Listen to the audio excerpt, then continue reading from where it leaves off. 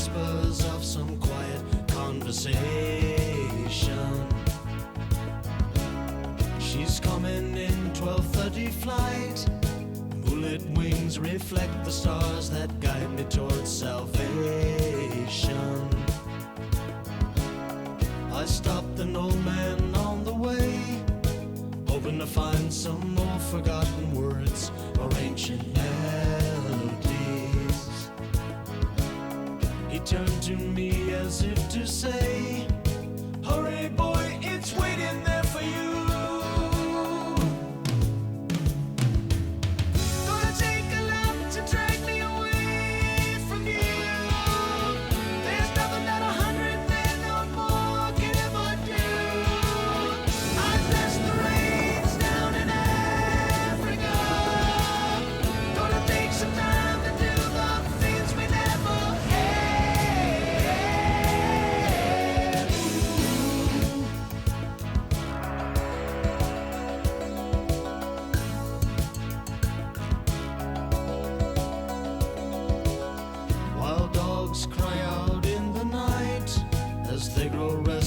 Longing for some solitary company.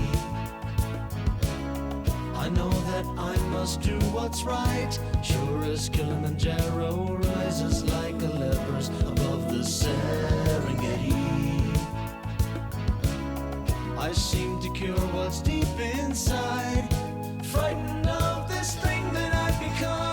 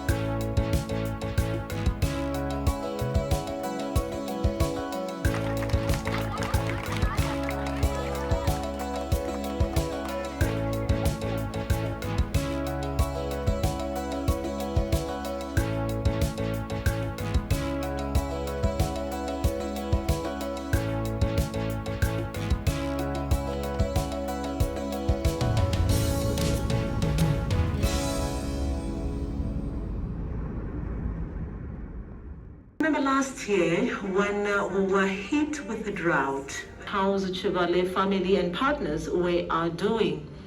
They were sharing or donating white maize to struggling families in Manungu. More than 2,000 families were fed by the Chevalier family and partners. Mr. Chevalier expressed concern over the increasing number of families who were struggling to put food on the table due to recent drought which the country experienced, and also power outages. It was not easy, which is in the Freedom compound, Monze, organized a donation to ensure that community members receive 2 gallons of white maize during the challenging times. It was not easy. The initiative actually highlighted the importance of community support, and it set an example for others to follow as they navigate the ongoing crisis. It was not just that. Mr. Chibale, Charles, also is engaged in agriculture. He's a farmer. He's also inculcating good morals in adolescents, teenagers in the community. He's into sports. He makes sure that every child in the community knows the dangers of drug abuse, GBV, sexual abuse. He is a champion. And guess what? This is a man who at some point took up the front row seat on SkyFM radio. He served diligently, very committed. He's a great man, great young man. And guess what today? We have friends from Scotland, and I'll allow him to take the front row seat. I know it's been a while. We want to find out why he took up that route. Because honestly speaking, if it were Sam, that service could have been diverted for other activities. But he chose to remember the less privileged in the community. And today we're going to allow him to chat to his friends from Scotland. They've flown all the way from Scotland to come and see what he's doing. We have Mr. Barry Cowan, Mr. Barry Cowan and Colum York in the studio of SkyFM Radio. So we invite him to take up the front row seat to chat with our special visitors all the way from Scotland. It is a brilliant morning to you, our dear listener out there, and thank you so much for joining us. This is your number one hit radio station, SkyFM, and the time is 11:13. Rather, just a quick chat, with our special visitors from Scotland. And I'd like to introduce to you the 2 gentlemen in the building, and they would actually introduce themselves beginning with you, Mr. Barry. Good morning, Monze. My name is Barry Cowan, and I'm all the way from Ayr in Scotland. Okay, and the other man in the building? And my name is Callum York. Good morning to Monze, and I'm from Scotland too. Okay. All right. So very important. I think this is one of an emotional interview that I'm ever going to have, maybe. But maybe to start with, let's just talk about how ties, in the recent times came to be between Scotland and Zambia. Maybe you can just give us a little bit of a highlight on that. Well, we're probably going back three and a half years ago now. So I'm a big supporter of our local Scottish Championship side, Ayr United Football Club. We're only a small club, but we're a community club as well, and we were in the fortunate position whereby we signed a certain Mr. Frankie Musonda, the Zambian international, and as he's kind of affectionately known, the remote control. So I run a fans Facebook group called Ayr United Fans Worldwide, and obviously Frankie signing for us created a lot of interest in the Zambian football community. So a lot of Zambian football supporters asked permission to join my group, and I let them in, and one of them was a chap called Charles Chibala. Come on. Charles Chibala. So all that began from social media. Yeah, it did. Yeah, it did. Social media used the right way. Okay, so maybe you can just touch a little bit on the proper use of social media. Yeah, no, absolutely. I think social media is so badly abused these days, but it really should be a force for good. For instance, since I've known Charles, we've put together a number of initiatives in Monze itself, and really thanks to the proper use of social media, we were able to create a story with a good end, and indeed create a legacy in Monze. So that was used in the right way, and the benefits of the initiatives that we put in place as well.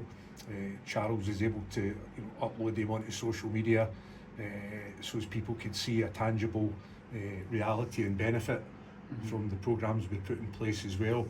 So that, I believe, was the best use of social media, used as a force for good, as I believe it should be. I did make a journey, and I came over to Ayr, Scotland, and well, beautiful place it is, and I think that is all as a result of using social media for a greater use or a greater cause, as well as also realizing that social media has now become a platform where people of like minds have now become next door neighbors. Tell me about your experience, coming down to Zambia, all the way from Scotland, because this is over 8,000, 9,000 miles away. You had to travel, you had to pass through Dubai, really enduring the long flights coming down here. What's been your experience? Yes. So what was really interesting and unexpected was that, it's only 22 minutes past 11, but what I've seen in an hour and a half, it's been mind-blowing, and I'm struggling to convey the type of emotions I've felt about it as well. So he took us through some of the compound areas. He showed us where he was actually brought up by his grandfather and his grandfather's house as well. So then went along the dusty kind of red sandy type streets, and we saw the businesses and people going about their business, doing all sorts of things. We saw kids going to school, people on bicycles, people carrying things on the backs of bicycles that ordinarily you wouldn't see, which was quite interesting. Then we stopped off. He tooted the horn at a couple of people as well, and they come over to the window, and maybe relations of Charles or friends, and we'd give a quick hello. And as we were driving down as well, there was a lot of young women going about their business at the side of the road, just walking by, chatting away, and they would suddenly look up and see this white face looking out a window, So I would just give them a big smile and just say good morning, and then you could see the kind of ice break, and then the big smile kind of good morning, good morning. So it was a real immersion experience this morning, I'll say that. Excellent. Fast forward, coming to an issue that was of great importance, or rather that is of great importance, is that sometime last year you set up a Crowdfunder. A GoFundMe. Yeah, to sort of help in terms of alleviate the hunger situation that had struck the country at large. And due to the fact that probably you had connections here in Monze, you decided to channel that, or those resources rather, to Monze. And you've seen what that money was used for, especially in terms of feeding the thousands of people that were fed during that period. Really, what really caught your attention for you to set up that crowdfunder? Well, probably number one was having the personal relationship with yourself, Charles. Yourself and myself, we chat often. We chat about a lot of things. We chat about social issues, and obviously through our conversations I came to realise the gravity of the situation in Zambia, and in particular in Monze, because it's a place close to our hearts as well.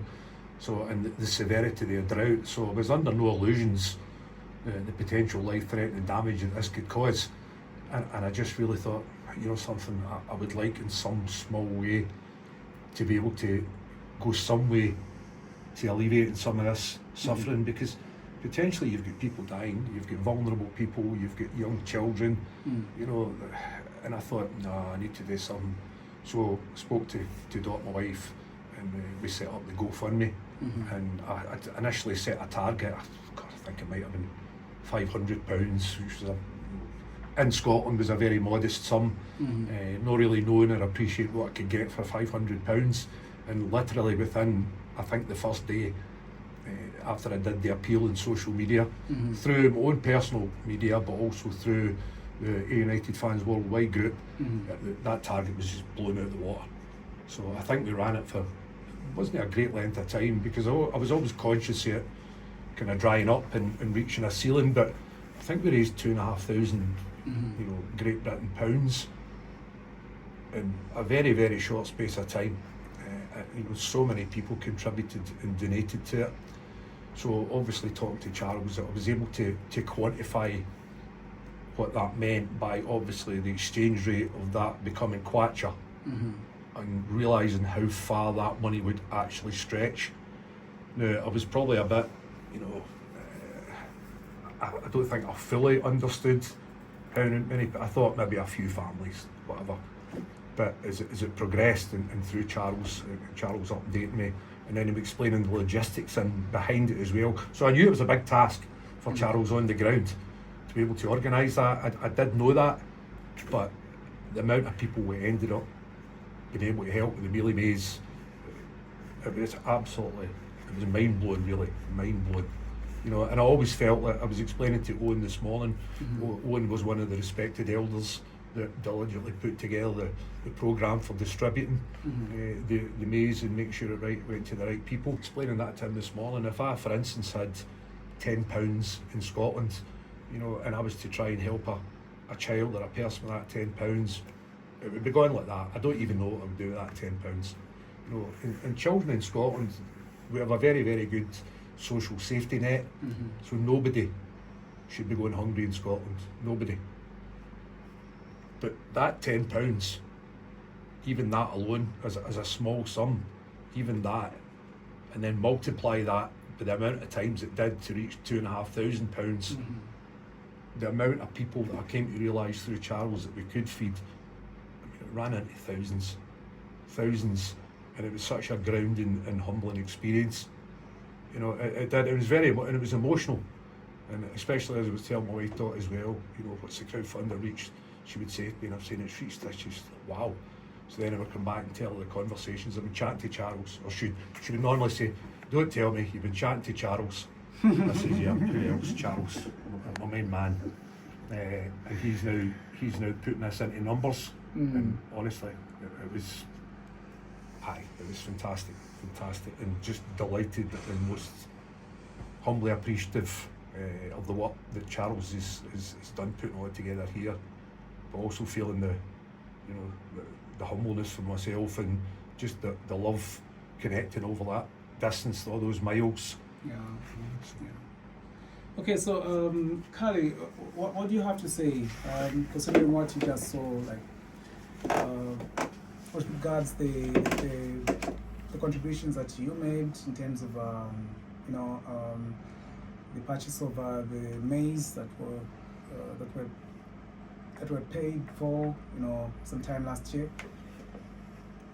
Yeah, I mean, I'm a member of Barry's forum. I run some other forums myself. I've been a United fan all my days since my dad took me when I was 3 years old to the games. So I've been a big supporter, but it really just shows you what football can do in terms of the social media, what the build can be and what the result can be in the end. So certainly blown away by the people of Monze, and everybody's smiling, everybody's happy,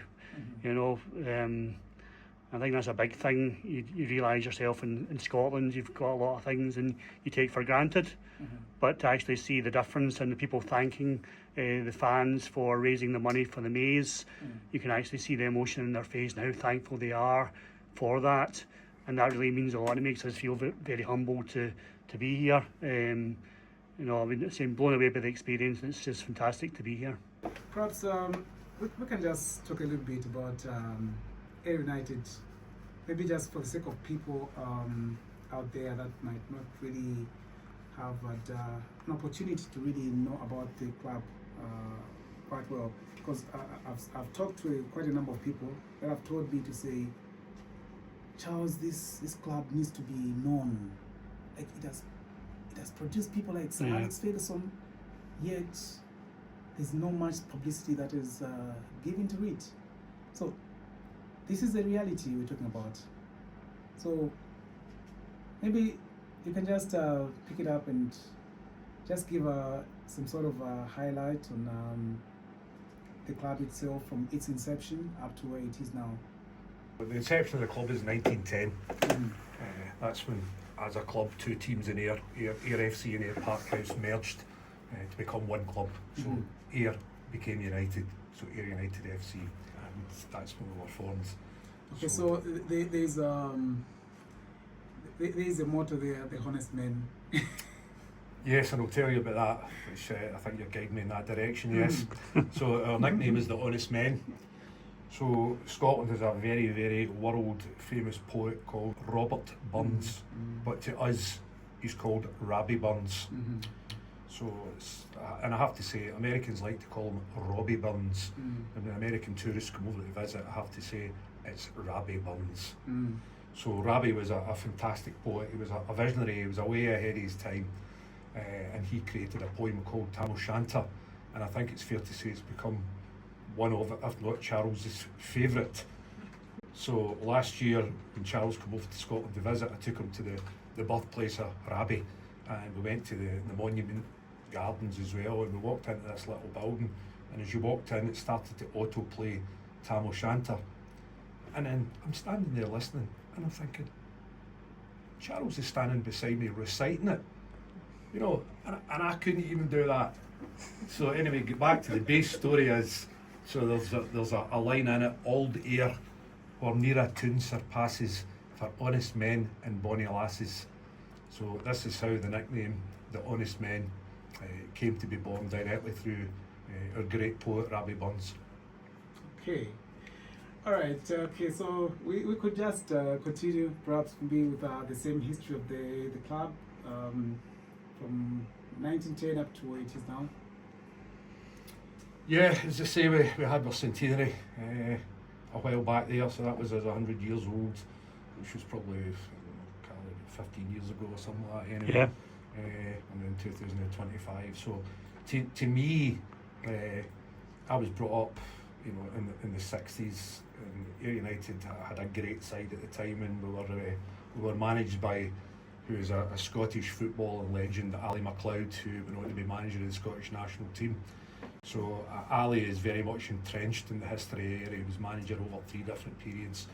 So to me, it was an easy choice. I was an Ayr boy. I was brought up in Ayr. I was born and bred in Ayr.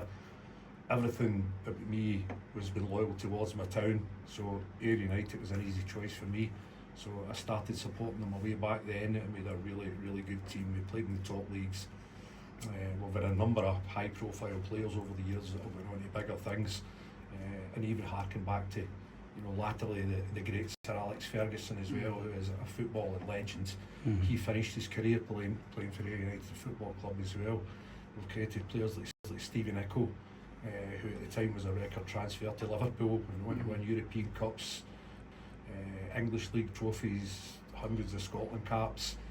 Other players like Alan McInally, who went on to play for Bayern Munich, Celtic, Scotland caps as well. So we have a lot of people, a lot of players who maybe started their career at Ayr, or even finished their career at Ayr, who have became well known in football circles as well. So that kind of worked its way through.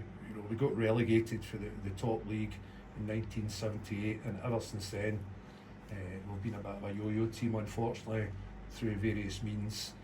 Particularly not been particularly well run off the park, or not really having a lot of ambition for the chairman's point of view and the board of directors' point of view. But it's fast forwarded to now, so we're now at a championship side, which is the second tier of Scottish football, which is a very, very good standard, and we're now a challenging side. We're challenging to actually win the league, to get promoted. Just probably up to about 4 or 5 weeks to the end of the season, where we ran into typically, injury difficulties, and it kind of derailed us a little bit. But we're a club that's blossoming off the park. Our chairman, David Smith, he was a born and bred Ayr supporter, and he was the chief executive of a big construction company in Scotland. So we're fortunate that David became the controlling shareholder in the club and became the chairman, and he's displayed a vision that we've never seen before off the park. A brand new stand, a fantastic supporters bar. And my name is there also. And Charles Chibala's name is there also, and I'm privileged to be on a volunteer group called the Ayr United Player Fund. So we sign up members and they can contribute, be it whatever they can afford a month, and all that money is ring fenced and it's passed on to the club and can only be used in the player budgets and wages. We've got a transfer fee.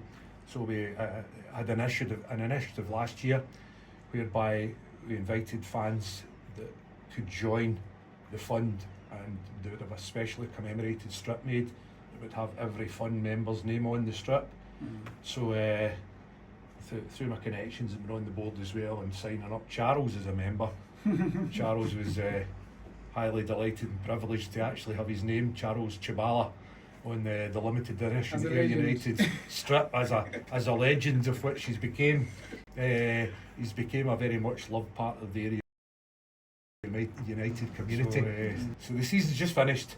It finished slightly disappointing. We ended up third, but overall a really good season. But we're part of a really a fantastic growing club showing loads of ambition.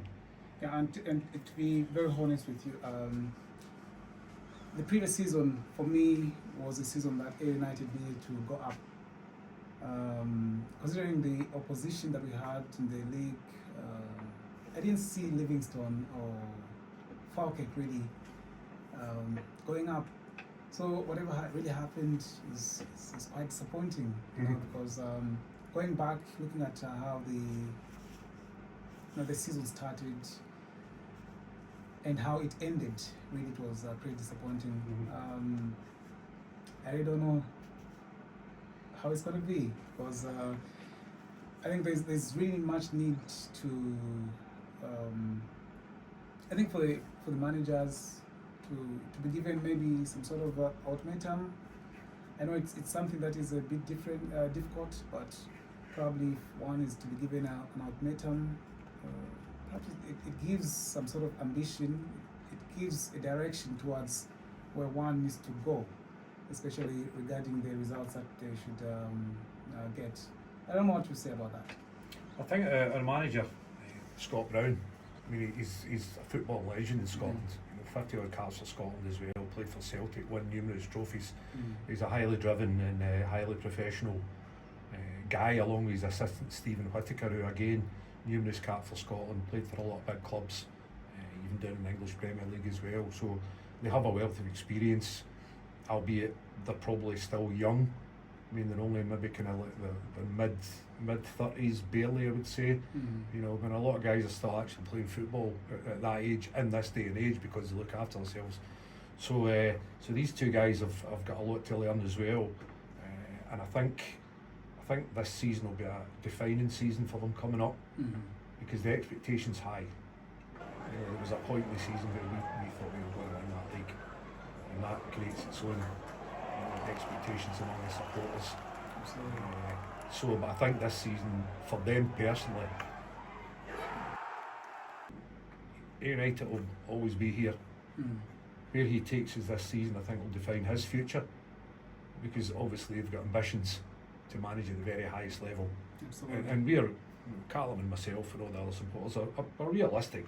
His long-term future's not here, but if we can get something tangible out of maybe 3 seasons with him as well, and he's done his job, and you can walk away without regret, and possibly because he's been headhunted by a bigger club.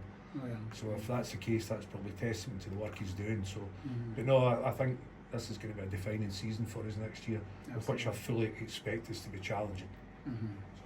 Okay, so looking at the quite number of signings that we're expecting to see And I've seen, Carly, there's a new goalkeeper that we've, a former United goalkeeper. Yes. Signed again. What really are your expectations with regards signings this coming season? Yeah, we have signed a new goalkeeper, David Mitchell, who was with Ayr United a way back. He came through the youth setup, and that's another probably big thing about Ayr United, to make clear we are very much a community club. You know, I was one of the people who was involved in the youth academy, helping set that up when it was done away with, because a previous owner decided they would cut some money and they did away with the youth kids. So some fans got together and we brought a youth academy forward, got a number of groups involved via our trust, Honest Men Trust, and the academy now does really well. In fact, they won a second place award by UEFA, so they're doing really well. So I think, to answer your question, we have some youth players coming into the team that this season I expect to see better. We've signed a goalkeeper, but also what I like about our squad is we're signing players on maybe 2-year deals. So a lot of our players I expect that played last year to be better this season. So I'm quite positive about this season. I think we maybe will keep the majority of our team. We'll maybe add 4 or 5 new players. So we've signed a new goalkeeper, which I think was our problem last season. We had about 5 or 6 different goalkeepers, and we didn't settle on a goalkeeper. So now I think hopefully we will have one. I think we might be signing another midfielder, a defender, and a striker. So I'm very positive. Not heard any other names. There's a couple of names rumoured who we may sign, but time will tell. But I'm pretty confident we'll be challenging to win the league next season. Okay, that's great. Anyways, dear listener, we are coming to the end of this special interview. Probably this is a once in a lifetime, adventure, I would say. What's on your mind, if I would ask? What are your expectations in Zambia as you've come? You know, unfortunately, there was time constraints for us as well, so we're only really able to spend 5 nights in Monze. So I'm really just looking to cram as much in as we can in that short time. Obviously, the priority is, I'm really keen to meet Charles's family as well. I met Mum Gladys last night in Lusaka. She was just briefly up there for a particular reason, so we met her briefly, and just after this I think we're going to meet Lillian, the sister, and young Charles. So the family was the most important thing. The people again, and then this morning, which I didn't really expect, was to taking that little tour, and just, it was a better understanding of how they've humbly been able to touch people so many miles away as well. And then the reality probably struck home as much as I felt I appreciated it. I think it really struck home this morning when I was talking to various people like Owen. We met another chap called Moses, tooting and waving to people in the street and getting a fantastic smile back as well, which I couldn't stop, honestly. I couldn't stop smiling. It was a very brief but rewarding experience as well. So tomorrow we're off on a road trip. So myself, Callum and Charles are off to the Victoria Falls. So one of the wonders of the world. Yeah, 7 wonders of the world. And to maximise it, we're having an overnight stay. So we've got a hotel in Livingston, which would gives us more time as opposed to try to do that in a day, which I think would be a bit of a challenge. So this is right. Let's just get an overnight done. So tomorrow is going to be a real highlight as well. A couple of surprises we've got as well for Charles, which you just have to wait till he gets there to find out. Although I'll maybe tell Frida off camera what that is as well. So that we're going up to the farm after we meet Lily today as well. So we're going to spend a bit of time at the farm today and get an understanding of that, and just to actually get my eyesight on it, to see it, to experience it. We'll obviously meet Prince, who's the chap that works with Charles up there as well. So today's going to be a busy day, but I think I'm going to go to sleep at night with a smile on my face and just some really good memories to absorb. It's only 11:45 now, so there's a fair old hunk of the day to go yesterday, and I want to today, and I want to experience it in full. Great. Colin? Yeah, I'm just delighted to be here. Just want to immerse myself in the place and just enjoy every minute being here. Seeing so many different people, friendly people. Everybody's been so nice to us. We're really humble to be here, and I just really appreciate being here. Yeah, that's really what it's about. Look forward to Victoria Falls, but I just like seeing people smiling, whether it be kids in the street. It's just amazing to be here, and we're just loving it, really, aren't we, Barry? Absolutely. Okay. But we cannot let this interview, No. go away without me being able to say Zambia Kuchalo. Zambia Pichalo. All right, dear listener, thank you so much for having joined us. And like we always say, it's better to have done something, to have tried and failed, than not to have done it at all. So therefore, there's nothing that is possible, that is impossible, and impossible is nothing. Thank you so much for having joined us, and I wish you the very best as we heal the world together.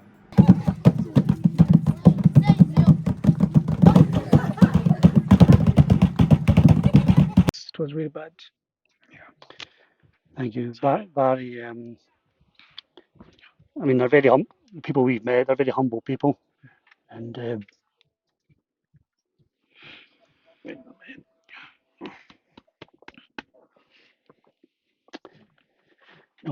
I know they wouldn't have reached out to you. You reached out to them, and Yeah, it's you see, you're quite emotional here. no, it's pretty emotional.